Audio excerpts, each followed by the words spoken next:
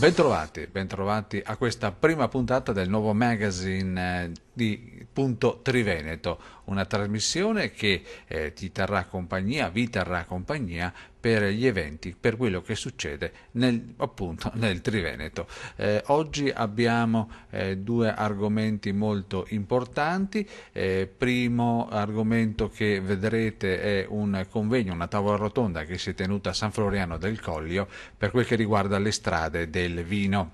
Abbiamo intervistato il presidente regionale Venturini, il presidente nazionale Pioli e abbiamo parlato di quello che sono le strade del vino come argomento di turismo, di lavoro.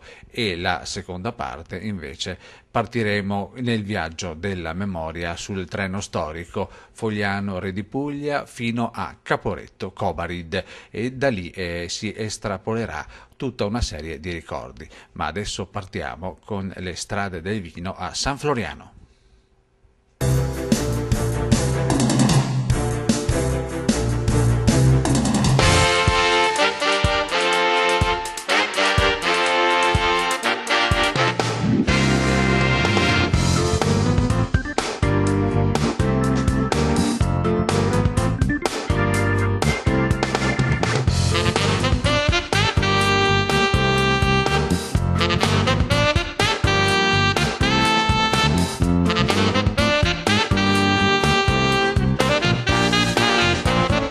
San Floriano del Collio, un incontro alle città del vino. Siamo con il coordinatore del Friuli Venezia Giulia, Tiziano Venturini, nonché primo cittadino di Buttrio, ma in questo caso coordinatore di questa grossa associazione. Che cosa vi proponete con questo incontro?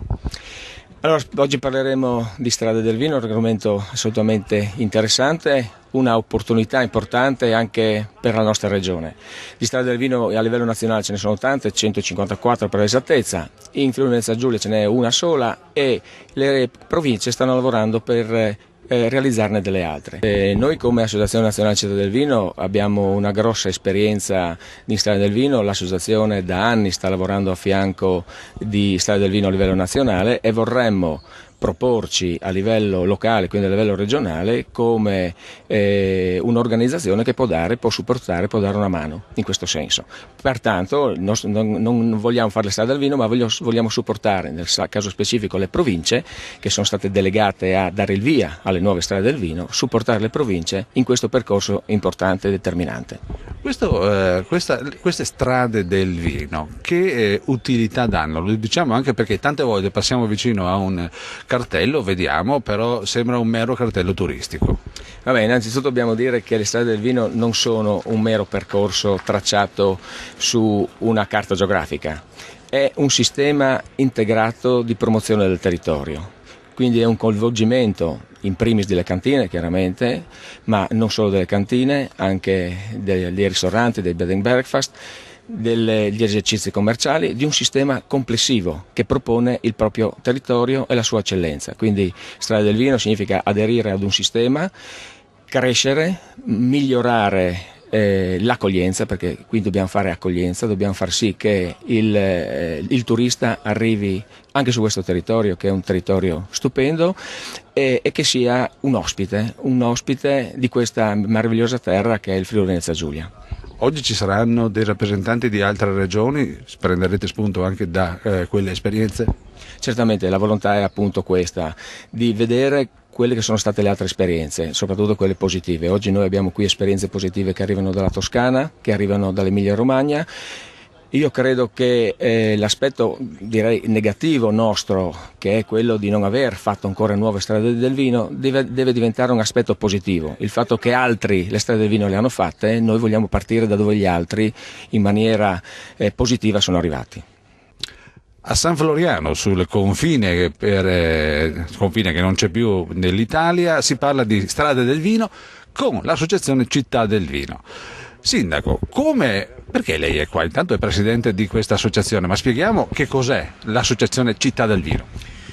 È un'associazione di comuni, sono quasi 600 in tutta Italia, che copre tutto il territorio nazionale, che si prefigge come missione principale quella di unire il prodotto vino ai territori che lo producono, perché noi siamo profondamente convinti che questa sia la carta vera da giocare per i nostri territori. Un vino grande prodotto e grande messaggero dei territori che lo producono.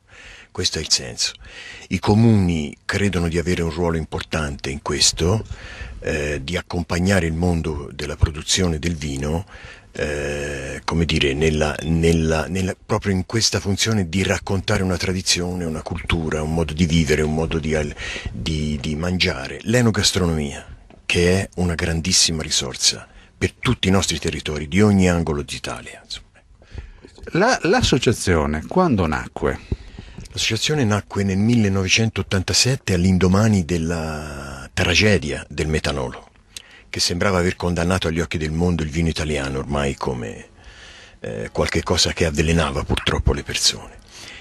Un gruppo di sindaci provenienti da diverse regioni decisero di mettere in piedi l'associazione per dire al mondo che esisteva un vino e dei territori di gente onesta, di gente che faceva davvero con la passione e l'amore che conosciamo ai nostri viticoltori, insomma, in ogni angolo d'Italia, un prodotto straordinario, e quindi accompagnare appunto il mondo della nostra produzione con l'appoggio delle istituzioni locali, dei comuni, che sono i migliori interpreti del loro territorio. Questo era il senso dell'associazione. Poi è cresciuta moltissimo perché erano 39 i comuni coinvolti all'inizio, adesso siamo quasi 600. Mi stupisco quasi 600, ma perché potrebbe essere magari 6.000 o comunque tutti quelli che comunque hanno del vino nel loro territorio? Beh, ce ne sono molti altri naturalmente, oltre 600. Noi abbiamo un po' l'onore di avere, diciamo, tutti i grandi comuni e tutti i grandi territori del vino. Poi all'interno di questi territori ognuno naturalmente fa la sua scelta, però stiamo crescendo, quindi credo che aumenteremo presto.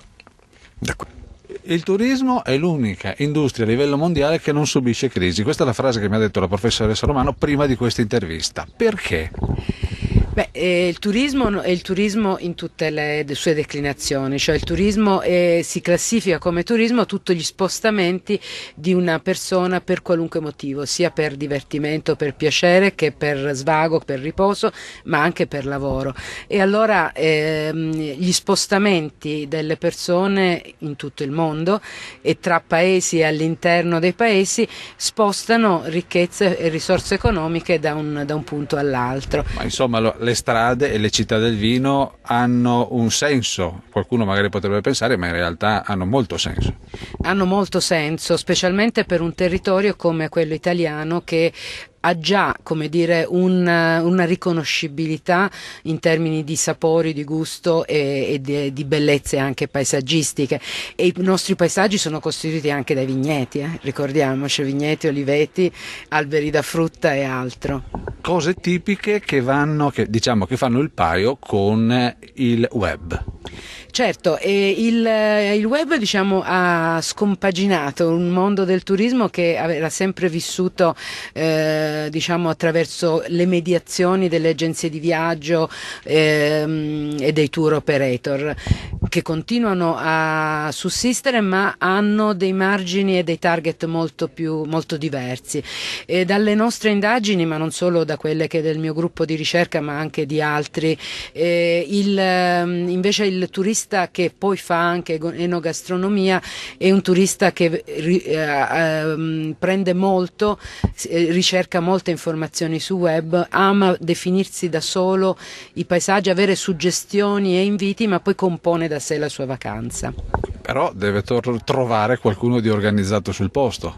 E sicuramente, allora è ovvio che tutti i soggetti che si propongono su un territorio, da chi vuole vendere i prodotti tipici a chi offre ospitalità, a chi offre ristorazione, deve essere comunque presente separatamente o con dei link. Quello che funziona soprattutto è quando ognuno mette dei link della possibilità di raggiungere altri siti web dello stesso territorio o di territori limitrofi, perché è in questo modo che si crea l'interesse e si mantiene l'interesse se si aggiornano questi siti web, si trovano sempre informazioni nuove, aggiornate, costanti e affidabili. E qui le associazioni e anche gli enti territoriali, gli enti pubblici possono in qualche modo aiutare un panorama che è costituito da piccole e micro aziende che da sole magari non riuscirebbero ad avere questa visione flessibilità e avere queste competenze. Quindi significa che le città e le strade del vino non riguardano solamente le aziende del vino, ma di conseguenza ristoranti e altri prodotti tipici.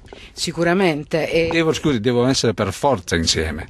Devono essere per forza insieme, ma non solo loro, ma anche tutte le aziende che per esempio consentano di spostarsi sul territorio. Ragionavamo prima sulla possibilità di raggiungere con facilità anche paesi distanti o poco distanti, ma che diciamo, per un turista che magari non arriva in auto, non ha disponibilità di avere un'auto in quel momento, deve poter andare lontano anche dal posto dove è arrivato per la prima volta.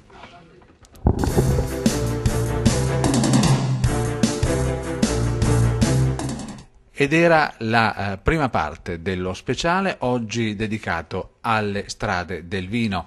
E adesso un attimo di pausa, torniamo subito e fra un po' partiamo con il treno della memoria.